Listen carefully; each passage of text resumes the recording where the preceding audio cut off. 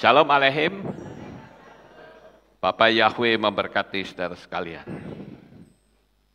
Pagi ini saya akan menyampaikan satu materi yang saya beri tema, Allah adalah nama dan bukan gelar.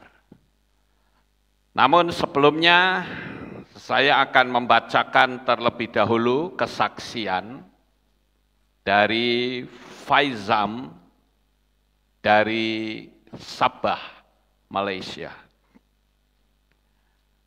Demikian kesaksiannya. Hari ini saya mau buat kesaksian tentang kebaikan Bapak Yahweh yang begitu luar biasa dalam kehidupan saya. Selama ini kami selalu ingin punya mobil, tetapi ada saja halangan untuk kami mendapatkannya. Tetapi iman saya terus dikuatkan melalui firman Tuhan yang Papi Lukas khotbahkan. Puji Bapak Yahweh, baru-baru ini saya dapat beli kereta secara cash. Kasih Bapak Yahweh tidak berhenti sampai di situ. Saya itu selalu buat kuasa atas ucapan untuk bisnis saya supaya jualannya naik 200%.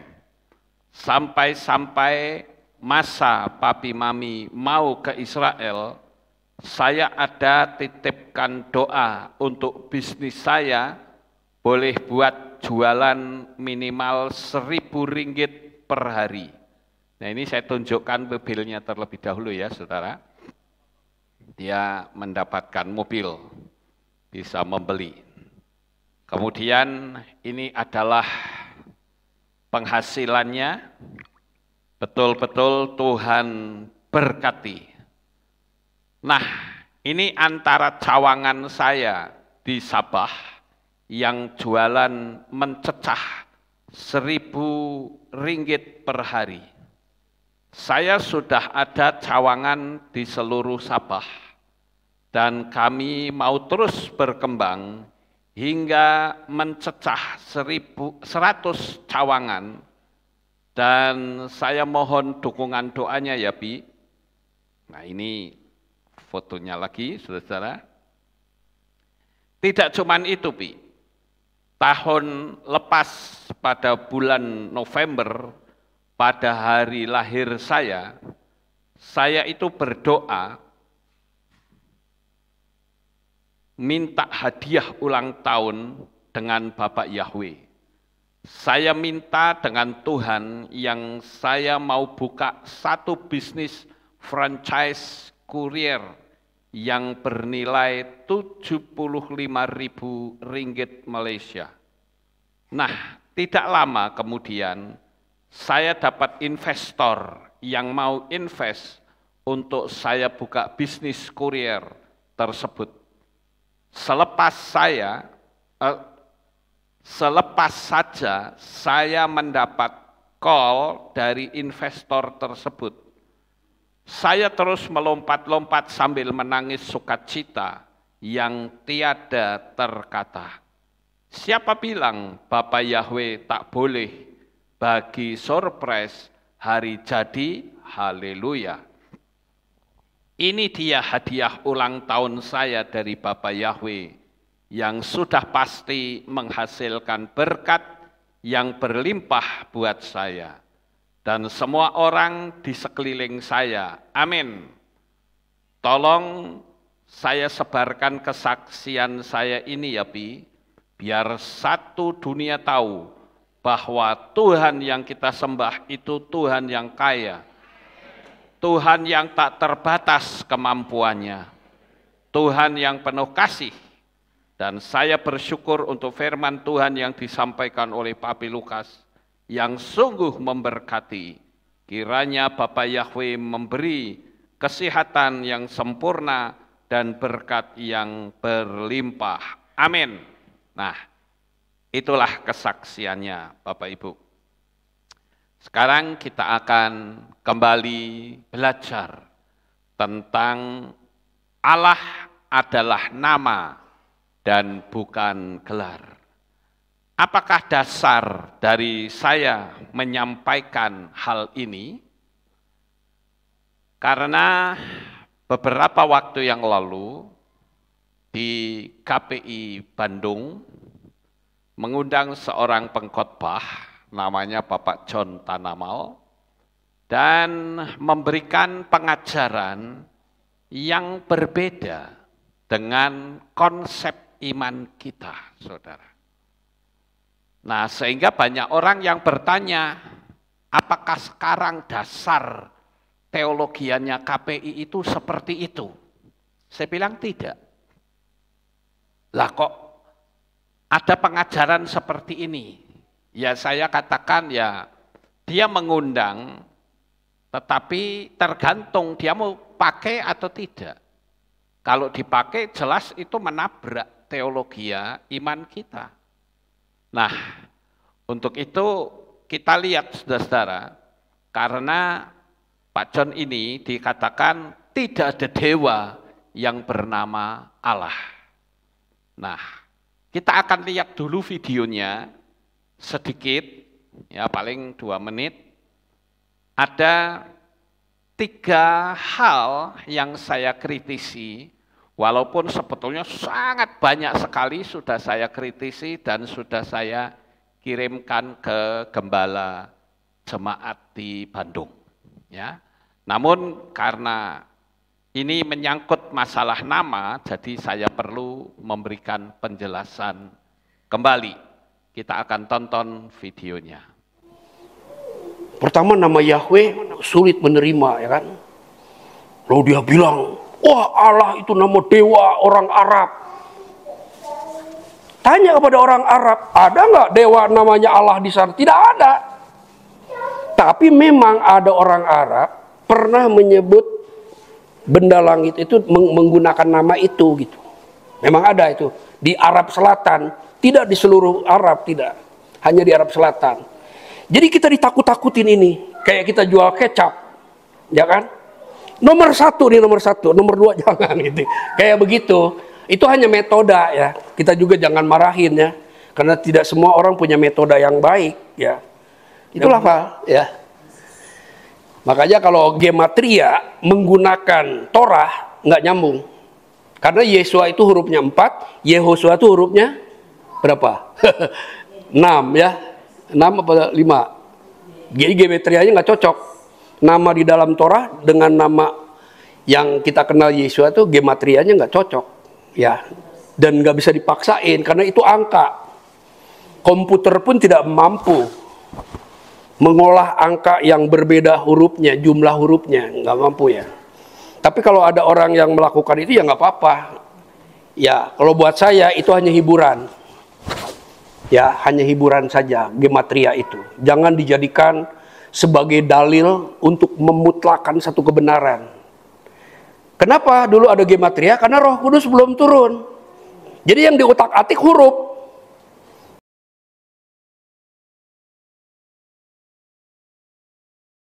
Baik, Bapak Ibu, saya akan kritisi 3 poin ini. Yang pertama adalah tidak ada dewa yang bernama Allah. Kemudian yang kedua, gematria itu hanya hiburan. Dan yang ketiga, gematria itu ada, itu karena Roh Kudus belum turun. Sebetulnya cukup banyak, saya mengkritisi ada kurang lebih 10 atau berapa lupa saya, cukup banyak. Tetapi 3 poin ini akan membuat kita memiliki wawasan. Sekarang, apakah benar di Jazirah Arab itu tidak ada dewa yang bernama Allah? Dewa itu sama dengan Tuhan ya saudara. Dewa itu juga sama dengan sesembahan. Jadi ada enggak sesembahan yang bernama Allah? Ya, nah, saya akan tunjukkan beberapa bukti dari buku-buku yang bukan buku Kristen. Kalau buku Kristen ya bisa saja nanti orang berpikir, wah itu karena nggak suka begitu. Tapi ini adalah buku-buku yang bukan Kristen. Pengarangnya juga berbeda-beda dan tidak saling kenal. Tetapi mereka memberikan informasi yang sama. Ada enggak sesembahan yang bernama Allah? Nah, yang pertama adalah buku Passing Over. Buku Passing Over ini ya ditulis oleh Muhammad Wahyuni Nafis dan kata pengantar oleh Dr. Nurkolis Majid. Jadi jelas ini bukan buku Kristen, saudara. Nah, kita akan lihat yang saya kasih kuning-kuning itu, supaya lebih jelas saya akan dekatkan. Nah, saya akan bacakan yang kuning-kuning itu ya. Kata Allah sendiri sudah dikenal jauh sebelum Islam datang di Arab. Namun Allah dalam pengertian orang Arab pra-Islam itu berbeda dengan Allah dalam Islam. Menurut Winnet, seperti dikutip oleh Al-Faraqqi dalam The Culture Atlas of Islam, Allah bagi orang-orang Arab pra-Islam dikenal sebagai dewa yang mengairi bumi sehingga menyuburkan pertanian dan tumbuh-tumbuhan, serta memberi minum ternak. Islam datang dengan mengubah konsep Allah yang selama itu diyakini oleh orang Arab. Sampai di sini dulu. Sekarang saya akan membuat sebuah ilustrasi. Jadi Allah sebelum Islam ada, itu adalah nama sesembahan atau nama dewa, yaitu dewa bulan dan dewa air. Ingat, ketika saya bicara ini, Islam belum ada. Nah, itu ibaratnya begini, saudara. Saya punya gelas, isinya racun. Kemudian etiket racun ini saya kelotok, kemudian saya kasih tulisan madu yang menyehatkan. Lalu saya teriak-teriak kepada saudara. Saudara, saya punya madu yang menyehatkan. Silahkan diminum, Anda akan sehat. Kira-kira ketika diminum, sehat atau tidak? Oh, mati, saudara. Kenapa? Karena eksistensi racun tidak berubah. Ini kita bicara logika. Ya, Bapak Ibu. Sekarang kita lihat buku yang lain, yaitu bidah-bidah di Indonesia. Nah, bidah-bidah di Indonesia ini ditulis oleh Dr. Andes Kiai Haji Badruddin Subski. Jadi jelas ini bukan buku Kristen ya, Bapak Ibu. Nah, saudara lihat yang digarisi itu, yang dikasih garis. Sekarang saya dekatkan. Nah, saya akan bacakan. Menurut Ibnu Hisham, ada sekitar 360 jenis patung yang dikenal dalam masyarakat Arab jahiliyah. Setiap patung yang mereka buat mempunyai kedudukan dan tugas yang berbeda. Seperti patung Hubal, yang dibuat dari batu akik berbentuk manusia, yang dimuliakan digantungkan orang Quraisy di sekeliling Ka'bah. Dipandang sebagai dewa pemberi rizki. Patung Alata yang dibuat dari batu putih persegi 4, sesembahan orang Taif, dianggap sebagai dewa musim panas. Al-Uzza yang dibuat dari 3 pohon kayu sebagai dewa musim dingin. Manah yang dibuat dari batu dan dianggap patung paling tua sebagai dewa penentu nasib. Di situ ada Kada dan Kadar. Selain itu, Al-Quran juga menyebutkan nama-nama patung yang dianggap sebagai Tuhan mereka, seperti firman Allah. Dan mereka berkata, janganlah sekali-kali kamu meninggalkan penyembahan Tuhan-Tuhan kamu, dan seterusnya. Kemudian kita lihat yang berikutnya.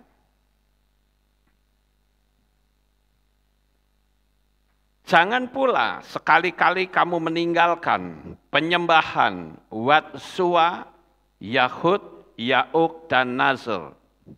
Itu di Nuh 23. Patung Wat dianggap mereka sebagai dewa cinta. Suwa berupa perempuan. Yahud berbentuk singa. Ya'uk berbentuk kuda. Dan Nazar berbentuk burung elang. Dari sekian banyak patung yang ada, yang dianggap paling berkuasa ialah Lata, Uzza, dan Manah, seperti firman Allah. Maka apakah patut kamu, hai orang-orang musyrik, menganggap Alata, Al-Uzza, dan Manah, yang ketiga, yang paling terkemudian sebagai anak-anak perempuan Allah? Jadi di sini yang digarisbawahi dikatakan bahwa mereka semua itu adalah anak-anaknya Allah. Sekali lagi, buku ini bukan buku Kristen. Dan pengarangnya satu dengan yang lain tidak saling mengenal. Tetapi mereka memberikan informasi yang sama. Kemudian kita lihat buku yang berikutnya, yaitu Agama-agama Manusia. Kata pengantar Johann Effendi yang ditulis oleh Huston Smith. Saudara lihat yang digarisi kuning-kuning itu. Nah, kita perbesar, dikatakan demikian. Jin-jin padang pasir itu sama sekali tidak punya arti dalam pencarian ini. Namun satu dewa sungguh mempunyai makna mendalam dalam pencarian ini. Dewa ini bernama Allah dan disembah penduduk Mekah bukan sebagai satu-satunya Tuhan, tetapi bagaimanapun sebagai dewa yang luar biasa, sebagai pencipta, penganugerah tertinggi, dan penentu nasib semua manusia. Dewa ini dapat menimbulkan perasaan keagamaan yang benar-benar satu pengabdian, serta pengabdian yang tulus melalui renungan yang sering berlangsung sepanjang malam.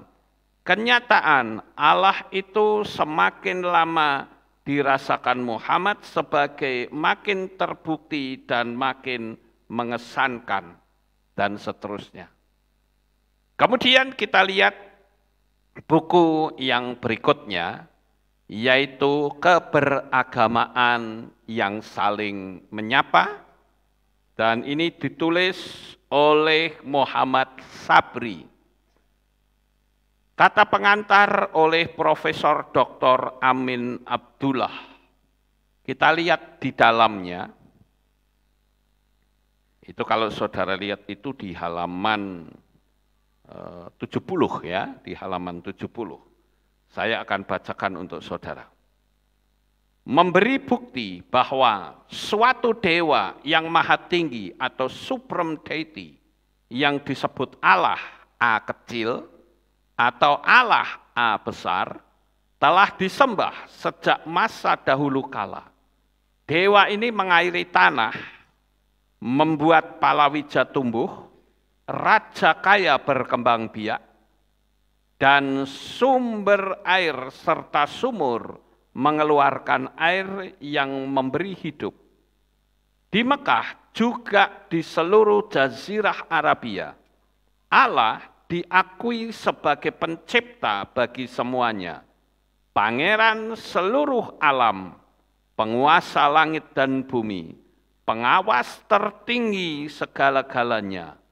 Allah adalah nama dewa yang paling banyak disebut, tetapi fungsinya didelegasikan atau diambil alih oleh dewa-dewa lain yang lebih kecil dan pengaruhnya luar biasa dinyatakan dalam matahari dan rembulan.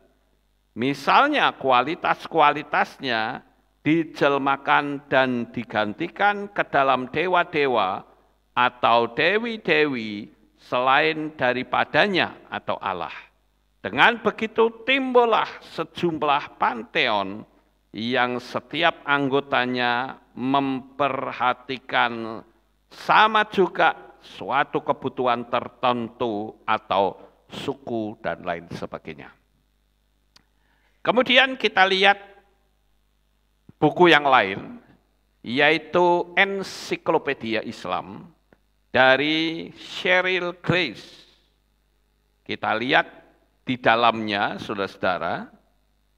Nah, ini, tetapi sayang sekali tulisannya kecil.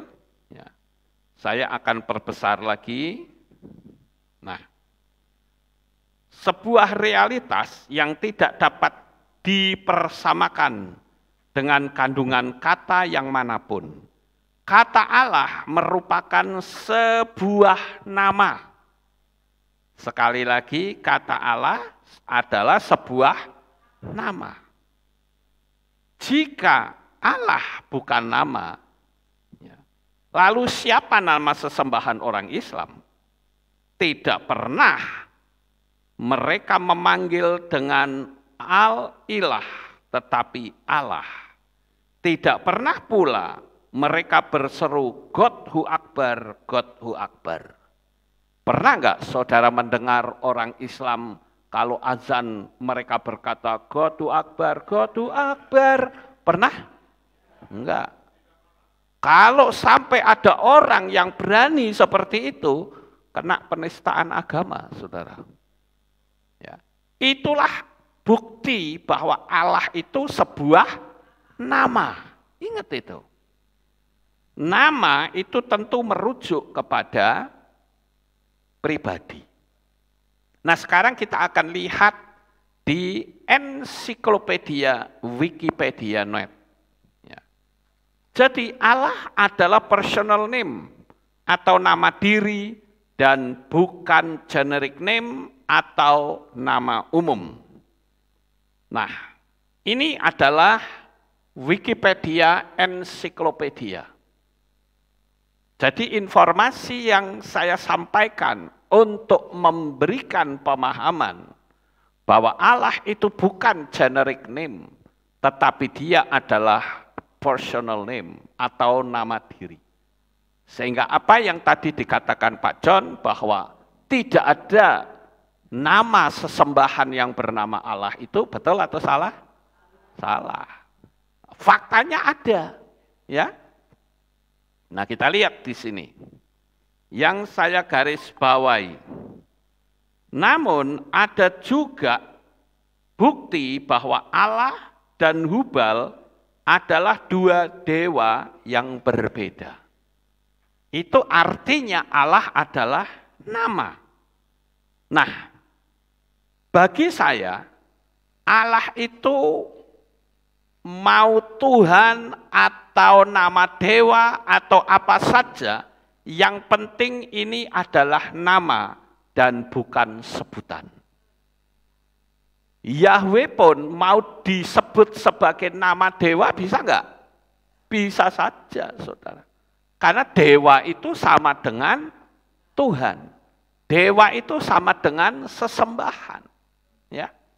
Kalau saya menjadikan misalnya saja menorah itu, ya, menorah itu juga saya jadikan Tuhan, bisa enggak? Bisa saja. Nah, ini saya berharap saudara bisa paham di sini.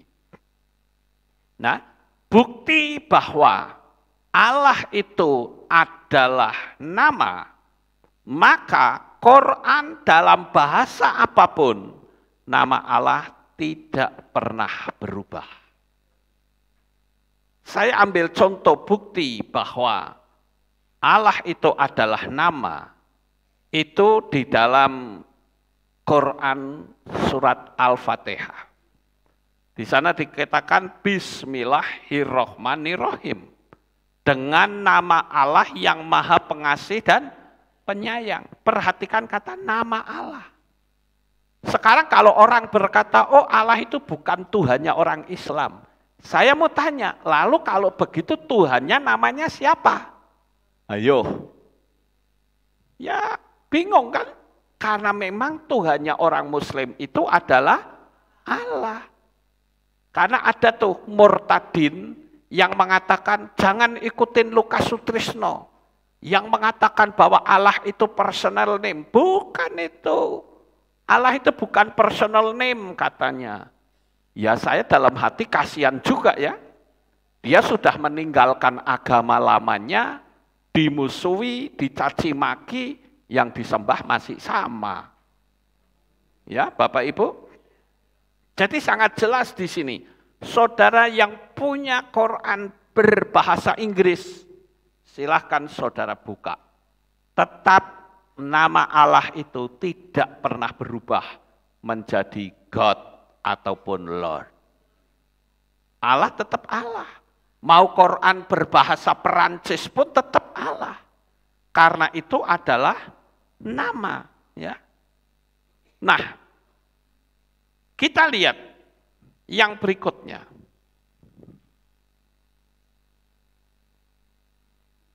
Wikipedia ensiklopedia. Wah ini berarti saya salah memasukkan ini. Oke. Kita lihat videonya dulu ya Bapak Ibu.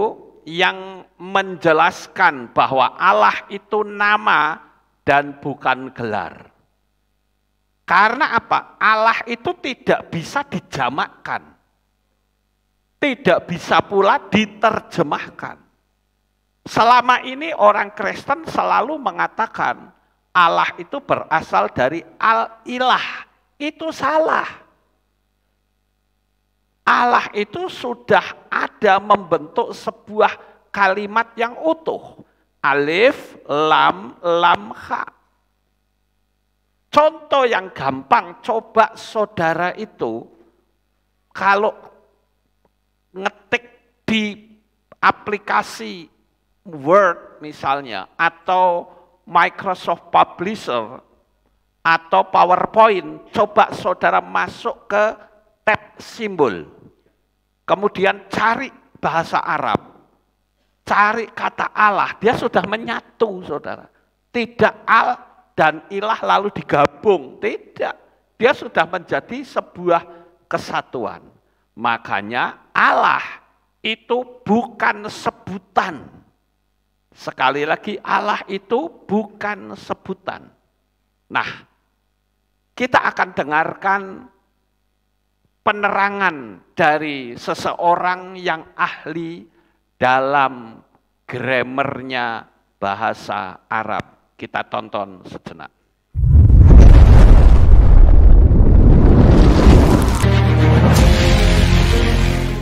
Allah itu bukan sebutan atau dari al-ilah.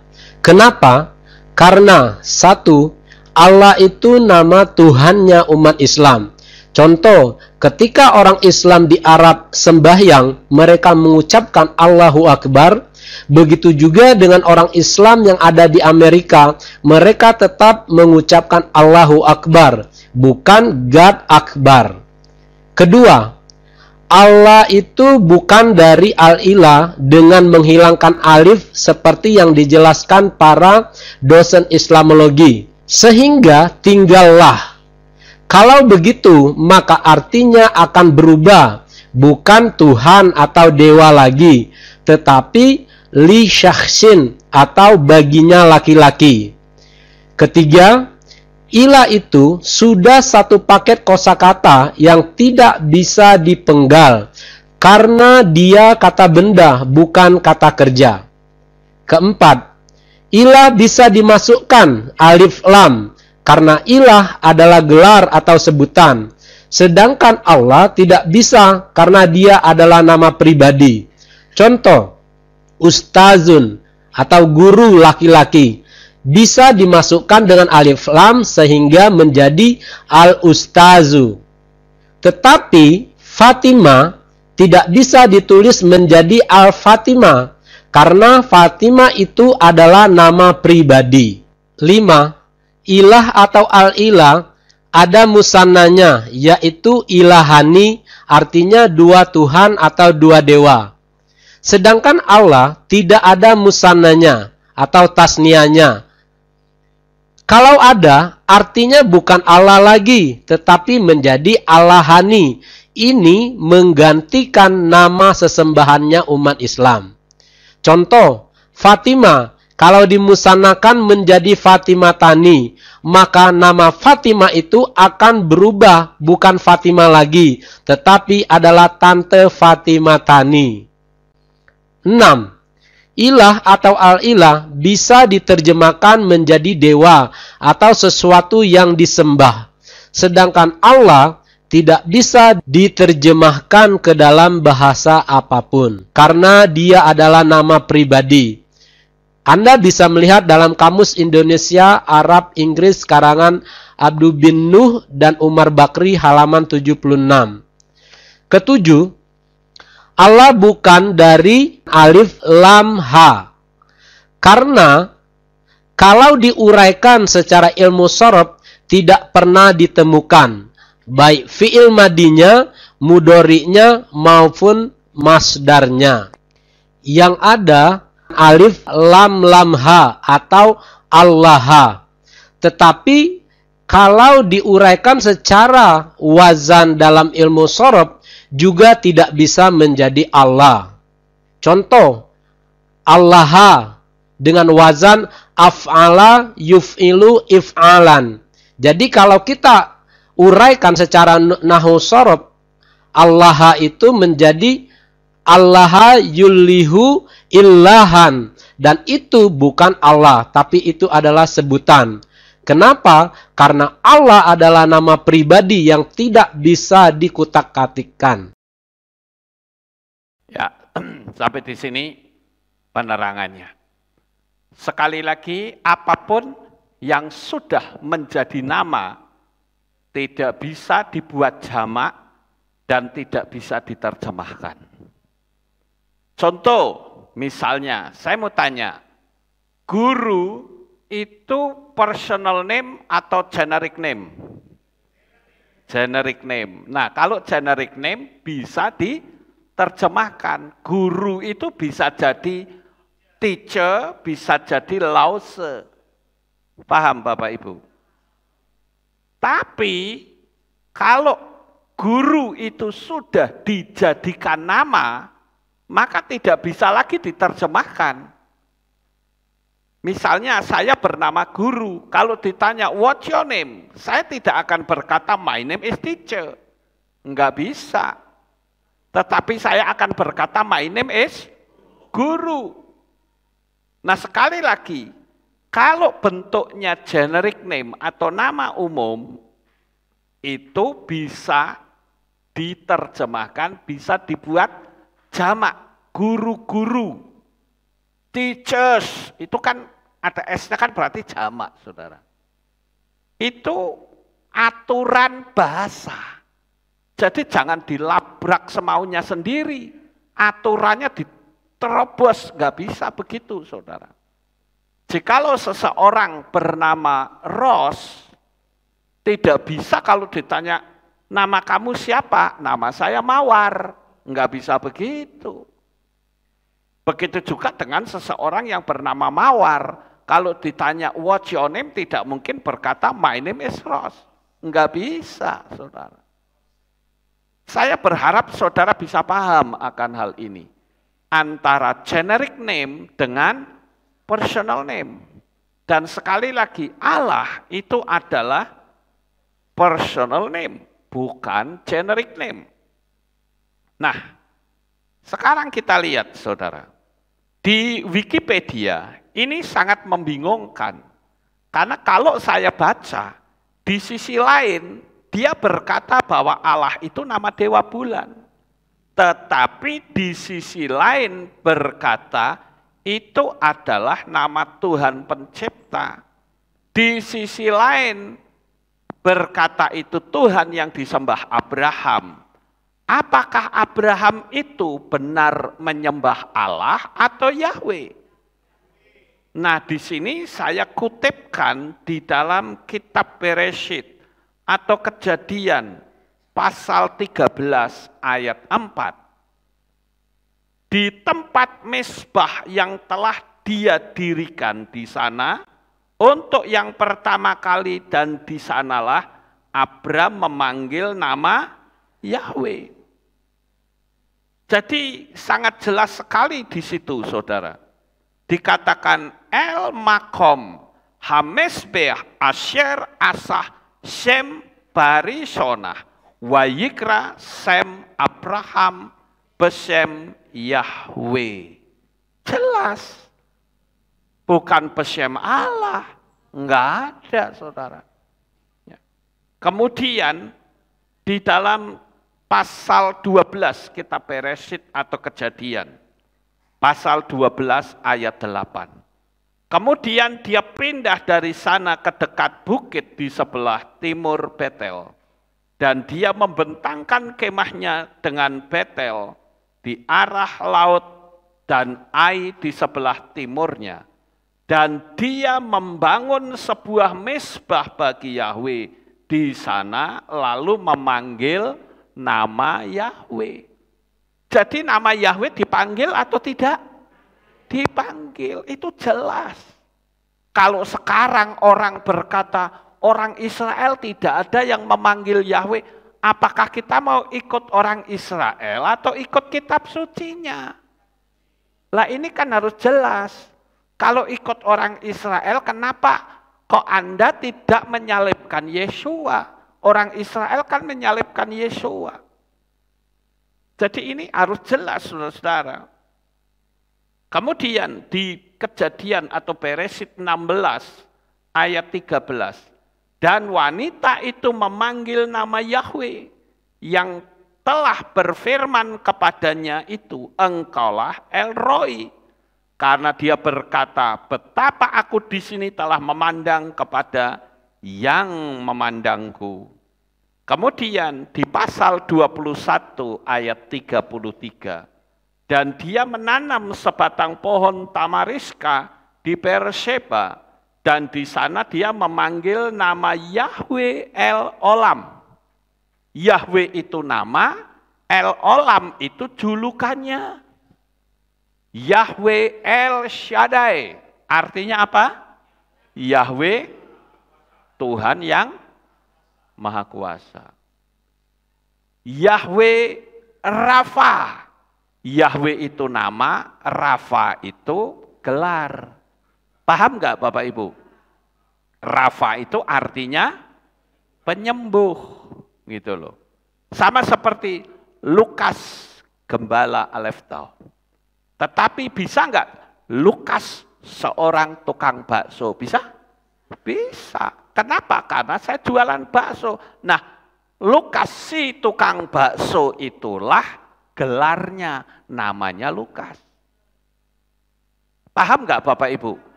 Ini mesti ngerti gitu loh. Antara gelar dan nama. Ya. Pasal 26 ayat 25. Dan dia mendirikan mezbah di sana dan memanggil nama Yahweh. Kembali lagi nama itu dipanggil, ya. Dan dia memasang kemahnya di sana. Kemudian hamba-hamba Ishak menggali sumur di sana. Di dalam Melechim Alef 1 Raja-Raja 18 ayat 24. Maka biarlah kamu memanggil nama ilahmu dan aku akan memanggil nama Yahweh, maka akan terjadi ilah yang menjawab dengan api, dialah Elohim. Seluruh rakyat menyambut dengan mengatakan perkataan itu baik. Perhatikan kata aku akan memanggil nama Yahweh. Jadi Yahweh itu adalah nama. Jadi tidak pernah ada orang Israel dari Abraham sampai dengan sekarang menurut kitab suci yang memiliki Tuhan bernama Allah. Tidak ada. Kalau di dalam kitab suci kalimat yang dekat dengan kata Allah itu ada. Yaitu ha'ala. Ha'ala itu artinya pohon besar. Dalam terjemahan yang tepat adalah pohon ek. Pohon ek ini adalah pohon tempat tinggalnya burung hantu. Ya, saya ambil contoh di dalam Yosua 24 ayat 26. Dan Yosua menuliskan kata-kata itu di dalam kitab Torah Elohim dan mengambil sebuah batu besar serta mendirikannya di sana di bawah pohon ek di dekat Mezbah Yahweh. Dalam teks bahasa Ibrani dikatakan Wayaktob Yahosua et hat barim ha'ele besefer Torah Elohim wayika eben gedolah way kimeah syam taktat ha'ala ya ha'ala asyar bemikdaf Yahweh. Nah, jadi sangat jelas sekali bahwa tidak ada orang Israel yang punya sesembahan bernama Allah. Jadi sekali lagi di sini saya tekankan bahwa Allah itu adalah nama diri dan bukan gelar. Ya, Bapak Ibu, sekarang kita lanjut. Nah, saudara perhatikan nama Yahweh yang paling atas, Yod-He-Waw-He. Sekarang diputar balik. Setelah diputar balik, dijungkir balikkan, kemudian dipres, lalu kasih warna yang sama. Kenapa bisa membentuk kata Allah? Apakah ini sebuah kebetulan? Saya yakin tidak, saudara. Ini alam supranatural. Artinya kalau saudara memanggil kata Allah, itu sama saja menjungkir balikkan nama Yahweh. Begitu juga sebaliknya. Ya. Saudara bisa lihat di dalam kitab Yesaya 42 ayat 8, Hosea 11 ayat yang ke-7. Bahkan di dalam kitab Difre Hayamim Aleph atau 1 Tawarikh 16 ayat 8 dikatakan, Hodulah Yahweh kir'ubismu, bersyukurlah kepada Yahweh, panggillah namanya. Begitu juga saudara bisa lihat di dalam kitab Mazmur pasal 105 ayat 1. Juga sama. Yesaya 42 ayat 8. Nah, sekarang saudara-saudara, kita akan lihat apa yang disampaikan Pak John tadi. Dikatakan kalau buat saya gematria itu hiburan. Wow, ini penting bukan untuk hiburan, saudara-saudara. Ya, gematria itu sangat penting sekali. Saya ambil contoh, justru dengan gematria kita bisa membuat sebuah pernyataan yang paling tepat itu yang mana? Apakah nama Yehoshua? Apakah nama Yahusa? Apakah nama Yesua? Ini kalau diangkakan baru ketahuan tepatnya yang mana. Nanti orang bilang, oh itu cocokmologi. Yes, memang itu cocokmologi. Karena apa? Kalau tidak cocok, ya dicocok-cocokkan tetap nggak bisa. Ngerti nggak Bapak Ibu? Kalau orang bilang, oh Pak Lukas cocokmologi, iya memang harus saya cocokkan. Kenapa kita takut mengatakan cocokmologi? Karena memang kita sedang mencocokkan supaya kita ngerti nama yang tepat itu yang seperti apa. Tapi kalau orang tidak paham angka gematria, akan menganggap Yehosua, Yeshua, Yahusa sama saja. Tapi kalau saudara ngerti angka gematria, saudara akan paham nama yang sama dengan Yahweh itu yang mana. Nah, ini ada penerangan. Melalui angka gematria inilah kita bisa mengucapkan nama dengan tepat. Juga akan keterkaitan suatu kalimat satu dengan kalimat yang lain akan mendapatkan kepastian. Karena angka itu adalah kepastian. Sehingga tidak terjadi tabrakan di konsepnya teologi Ibrani. Hebatnya huruf Ibrani itu memiliki angka gematria. Karena kalau tidak, kita bingung yang benar yang mana. Ya. Nah, saya ambil satu contoh. Kalau saudara lihat yang di atas itu, Yod-He-Waw-He, itu kan nama Yahweh ya. Coba saudara hitung jumlahnya itu ada 26. Kalau dibuat satu digit, maka akan ketemu angka 8. Begitu juga Yeshua. Yeshua itu angkanya 386. 3 plus 8 plus 6 sama dengan 17. Lah 17, 1 plus 7 sama dengan 8. Artinya Yahweh dan Yeshua itu cocok. Betul nggak Bapak Ibu? Lah kalau Yahusa nggak cocok. Yahsua nggak cocok juga. Karena angkanya jadi meleset. Nah ini pentingnya angka gematria. Dan angka 8 itu adalah merupakan huruf Het.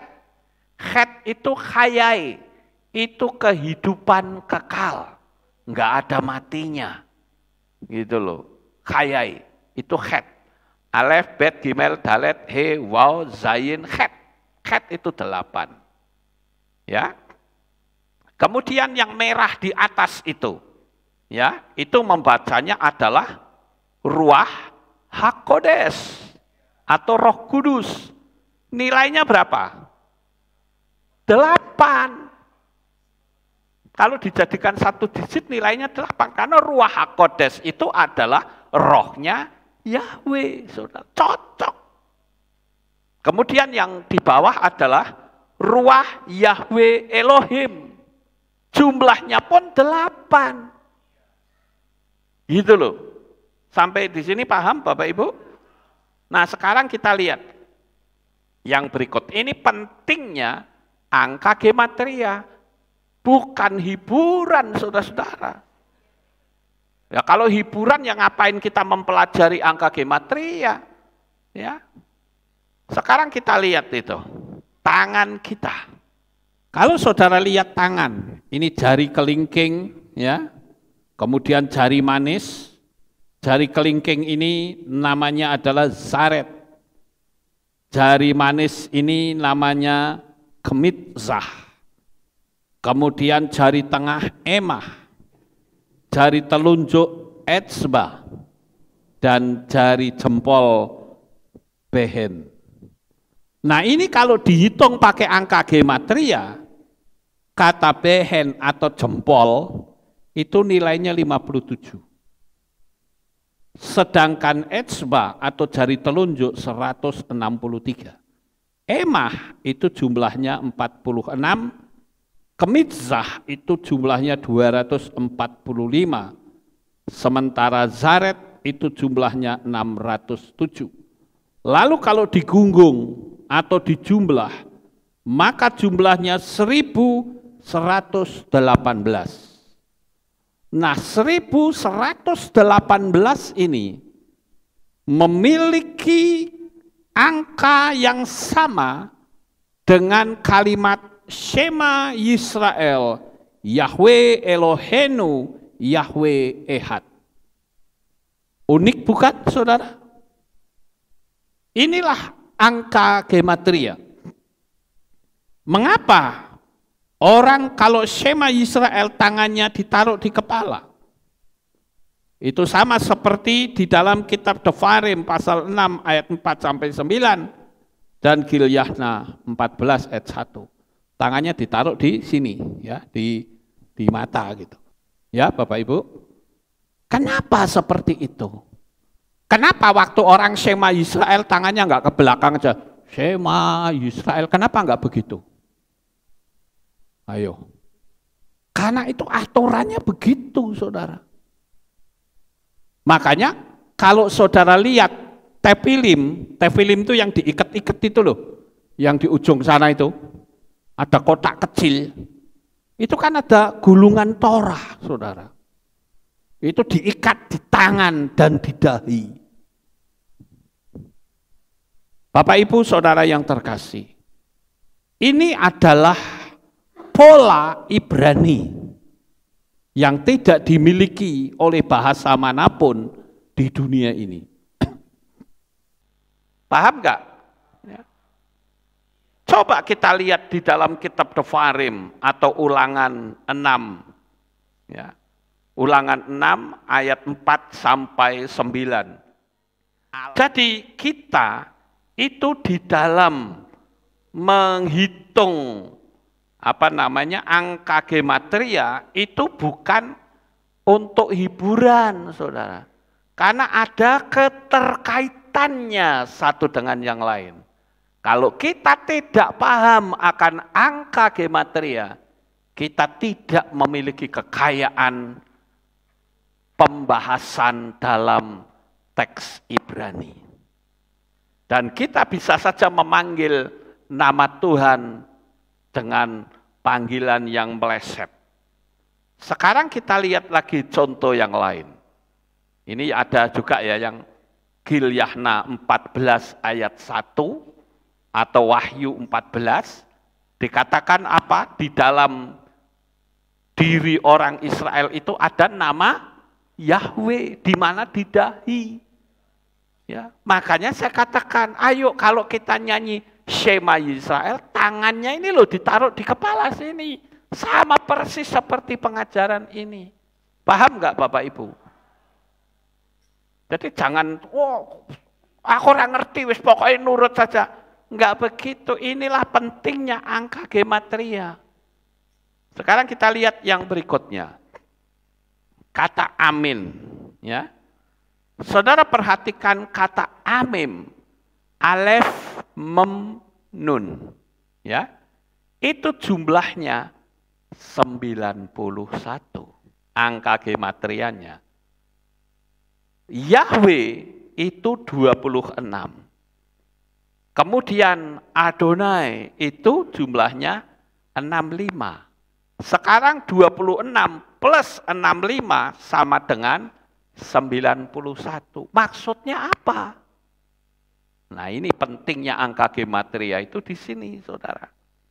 Saat kita mengucapkan amin, ucapan dan mulut mewakili dunia fisik kita. Kita menyatukan dua realitas antara manusia dengan Tuhan. Lalu angka 10, 9 plus 1 kan 10. 10 itu apa? 10 itu merupakan 10 dimensi yang ada di dalam sefirot atau pohon kehidupan. Kita sudah belajar ini dulu ya. Jadi sangat jelas sekali saudara. Kemudian yang terakhir. Nah, di sana dikatakan kenapa dari dulu ada angka gematria? Ya, kenapa dulu ada gematria? Karena Roh Kudus belum turun. Berarti logikanya kalau Roh Kudus turun, angka gematria nggak perlu. Betul nggak Bapak Ibu? Padahal di dalam kitab Gilyahna atau kitab Wahyu itu ada perintah untuk menghitung bilangan binatang itu. Ya. Nah ini. Hitunglah bilangan binatang itu.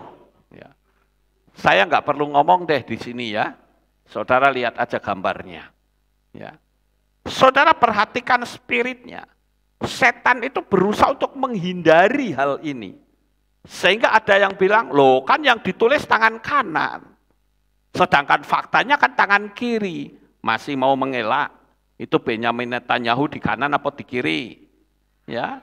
Padahal kodenya sudah jelas. Tidak bisa membeli dan menjual. Itu 666 loh, anti Hamasiyah, saudara. Sekarang pernahkah saudara melihat ada peraturan ini sejak zaman Bahola dulu? Enggak pernah ada. Ya. Itu kan tertulis jelas di Kilyahna atau Wahyu 13 ayat 17 sampai 18, saudara. Jadi di sini saya katakan, ada 3 poin tadi, ya, bahwa yang pertama, nama Allah itu betul-betul ada. Ya, kalau Pak John katakan nggak ada itu, ya itu mungkin belum sampai ke situ, saudara. Ya. Kemudian angka gematria itu sebuah hiburan, itu pun saya tidak setuju. Ya, justru angka gematria itu kita tahu kedalamannya. Ya. Bagaimana Torah itu hitungannya seperti apa, semua ada, saudara. Nah inilah yang saya katakan kenapa kita perlu banyak sekali belajar. Karena kalau kita belajar ke pola Ibrani, kita akan memiliki kekayaan teologi yang luar biasa, yang tidak kita dapatkan dalam teologi manapun. Kenapa sampai saya suka menyebut ada yang dikenal dengan replacement theology atau teologi pengganti? Karena mereka tidak masuk dalam pola Ibrani, saudara. Jadi sekali lagi, kita akan menemukan keindahan ketika kita mempelajari pola Ibrani. Kenapa dulu ada gematria? Karena Roh Kudus belum turun. Nah ini pun juga tidak tepat. Mau Roh Kudus turun atau tidak, angka gematria itu menjadi konsepnya.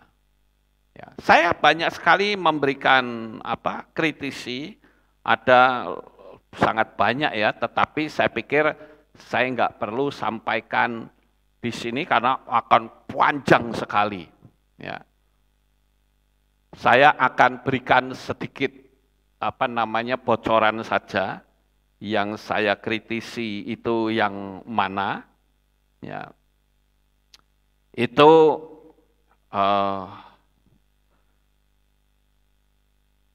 dikatakan waktu dia melakukan penyucian dosa, dia nggak pakai talit, semua ditelanjangi.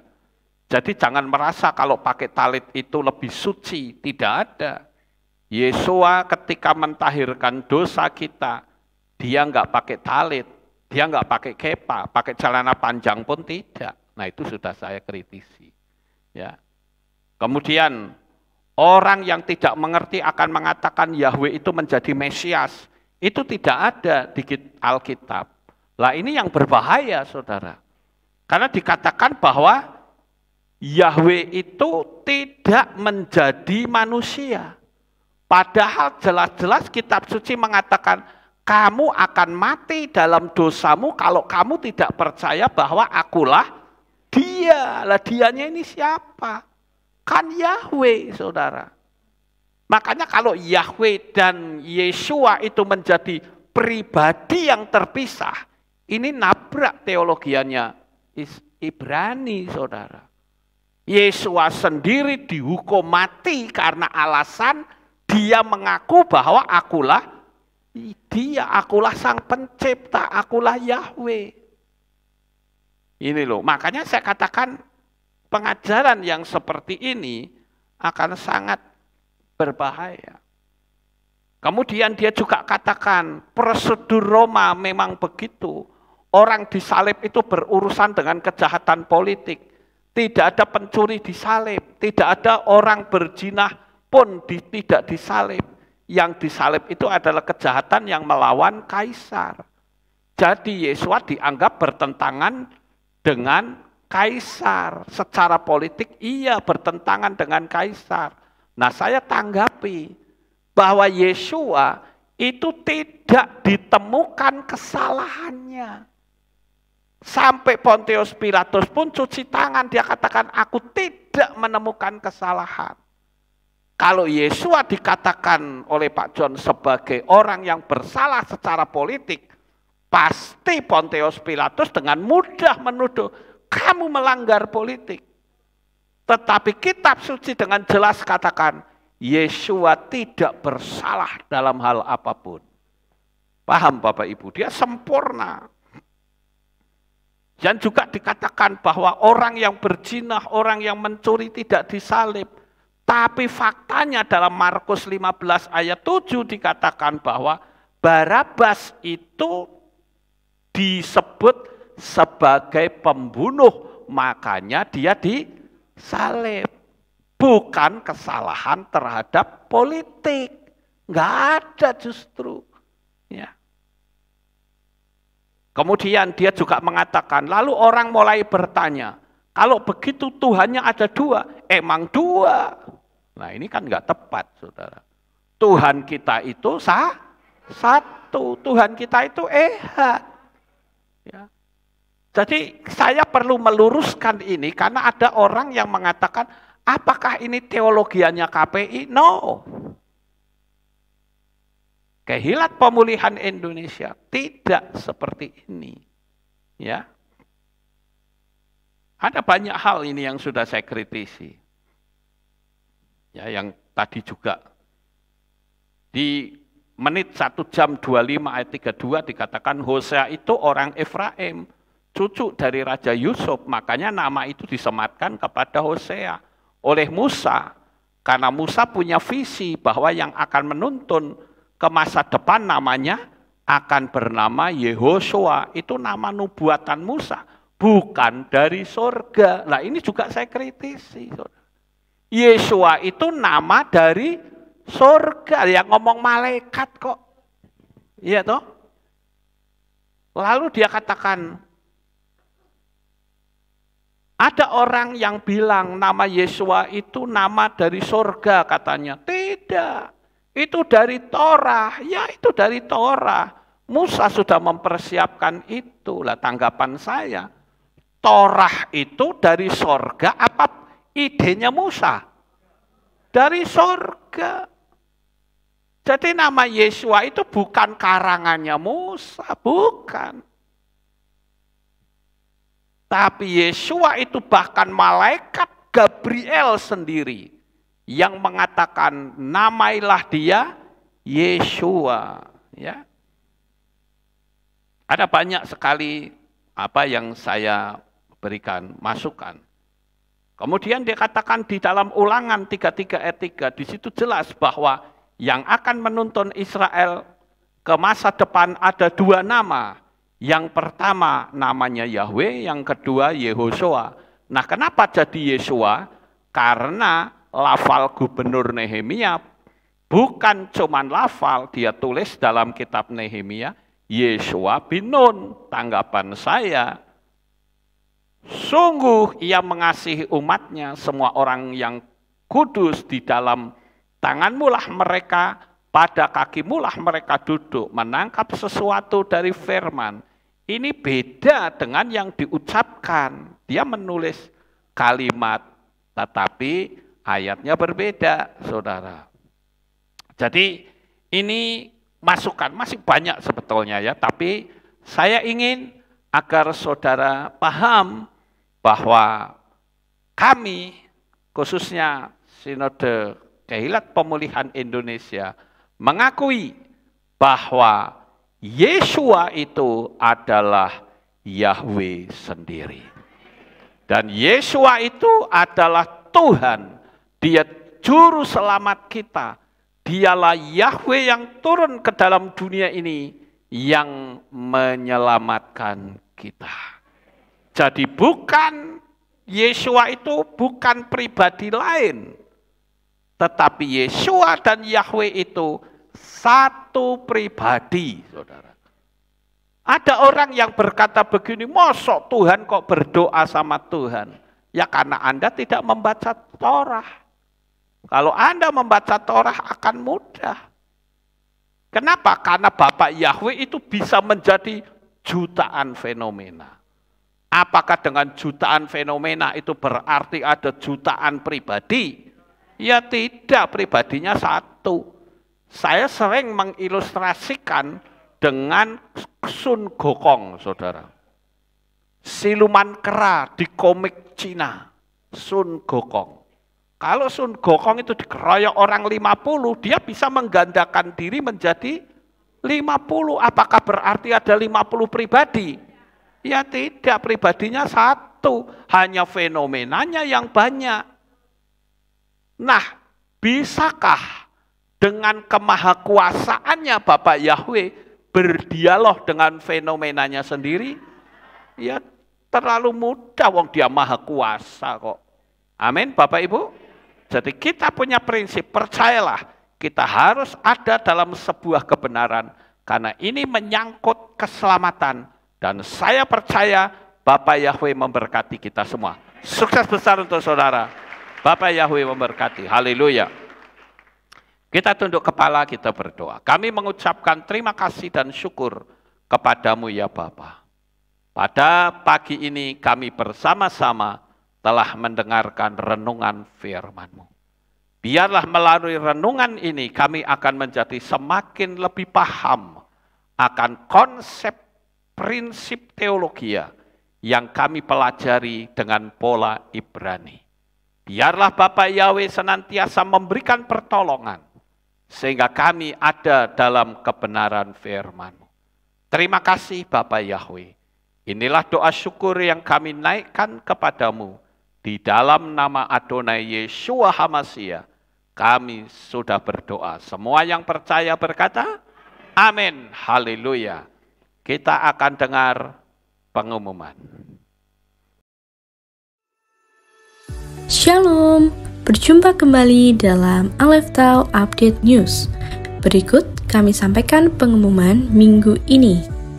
Dibuka kesempatan bagi Bapak Ibu Saudara yang ingin bergabung dalam pelayanan Praise and Worship, baik worship leader, singer, musik, dancer, multimedia, dan sound, dapat mengikuti kelas pujian yang akan dimulai pada hari Kamis 8 Juni 2023 pukul 6 sore di Kehilat.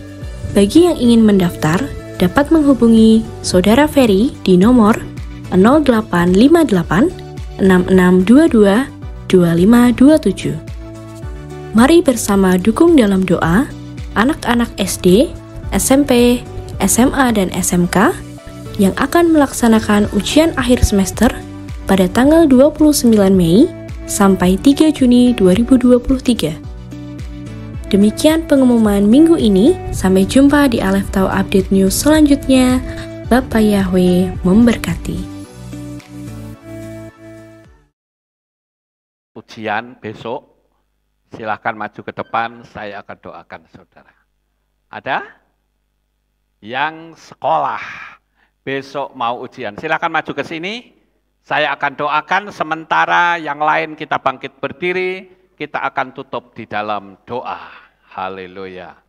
Ya, maju sini ya, di situ ya. Oke.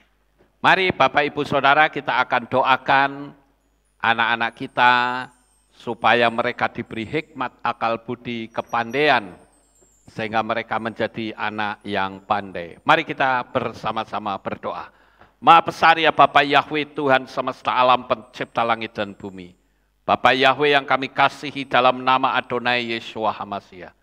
Sebelum kami pulang ke rumah kami masing-masing, saya berdoa secara khusus untuk anak-anak-Mu yang esok akan mengikuti tes atau ujian. Tuhan tolong beri hikmat akal budi kepada mereka semua.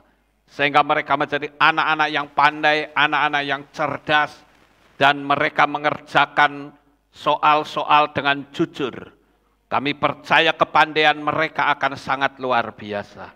Melalui doa ini, maka daya ingat mereka akan semakin tajam. Terima kasih Bapak Yahweh.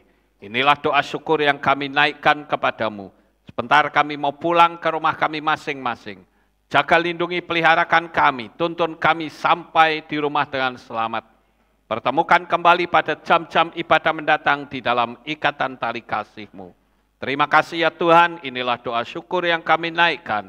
Di dalam nama Adonai Yeshua HaMashiach, kami sudah berdoa. Mari kita angkat tangan kita dan kita akan menerima berkat Kohanim. Haleluya. Yefareh keka Yahweh wa yishmereka.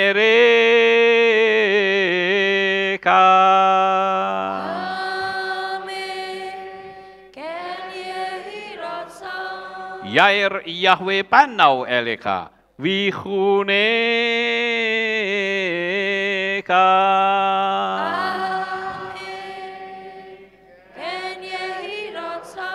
Yesa Yahweh panau eleka wa yashem lecha shalom.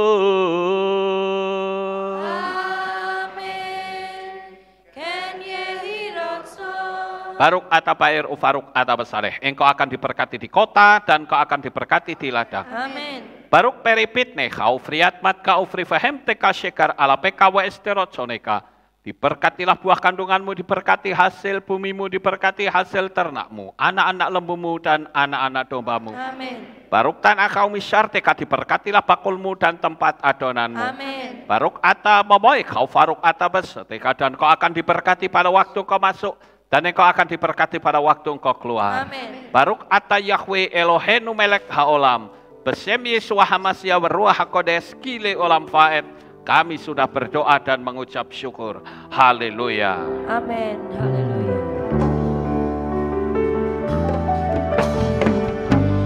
Yefareka, Yismereka, Yefareka.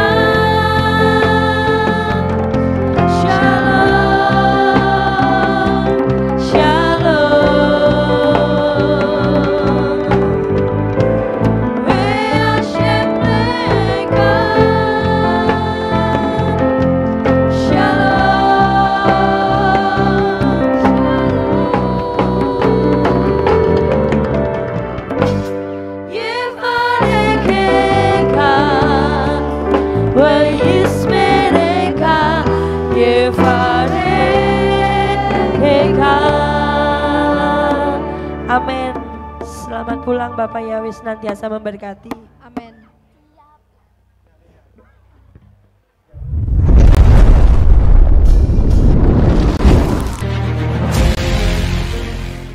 Allah itu bukan sebut.